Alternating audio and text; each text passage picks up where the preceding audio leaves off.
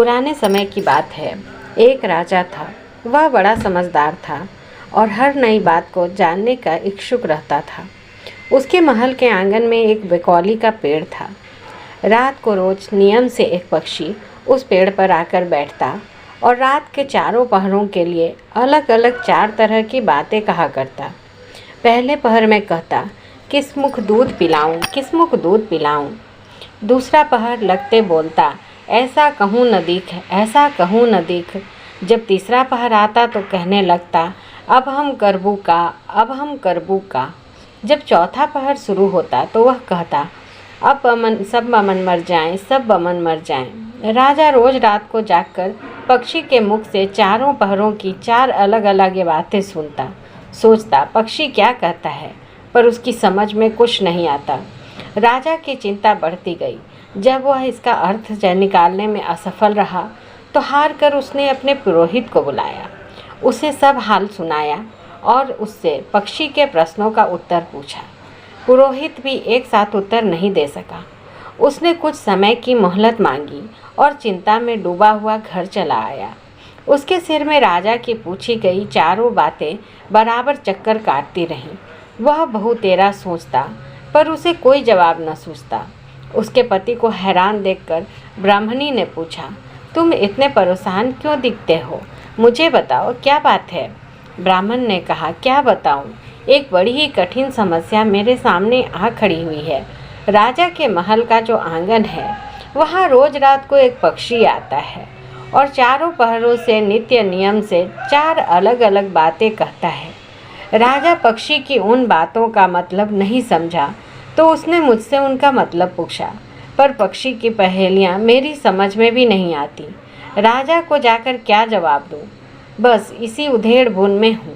ब्राह्मणी बोली, पक्षी कहता क्या है, जरा मुझे भी सुनाओ। ब्राह्मणी ने चारों पहरों के चारों बातें कह सुनाई। सुनकर ब्राह्मणी बोली, वाह, यह कौन सी कठिन बात है, इसका उत्तर तो मैं दे सकती हूँ।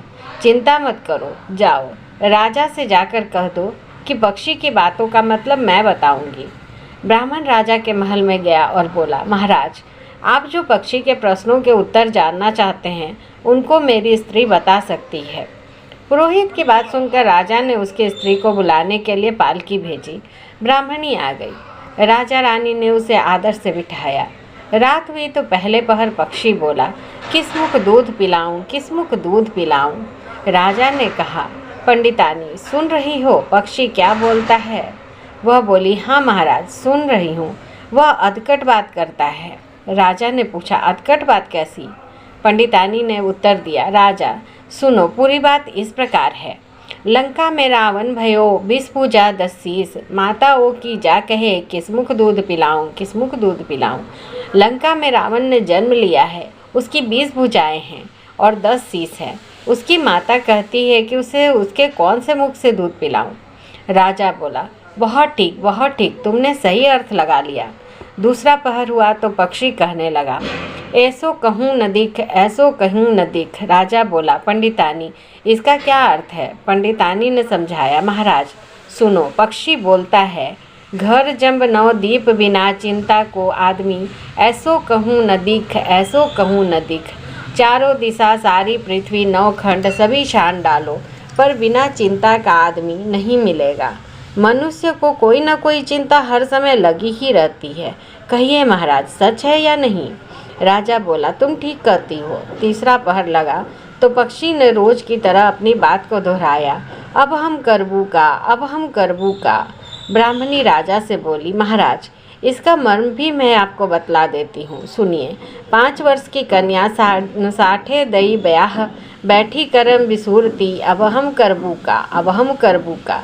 5 वर्ष की कन्या को 60 वर्ष के बूढ़े के गले बांध दो तो बेचारी अपना करम पीट कर यही कहेगी, अब हम करबू का, अब हम करबू का। सही है ना महाराज? राजा बोला, पंडितानी तुम्हारी यह बात भी सही लगी। चौथा पहर हुआ तो पक्षी ने चोंच खोली, सब बमन मर जाएं, सब बमन मर जाएं। तभी राजा ने ब्राह्मणी से कहा, सुनो पंडितानी, पक्षी जो कुछ कह रहा है क्या वह उचित है? ब्राह्मणी मुस्कुराई और कहने लगी, महाराज मैंने पहले ही कहा है कि पक्षी अधकट बात करता है। वह तो ऐसे सब ब्राह्मणों के मरने की बात करता है। विश्वास संगत जो करे, सुरा मांस जो खाए, बिना सपरे भोजन करे, वे सब बमन मर जाएं, वे सब बमन मर जाएं।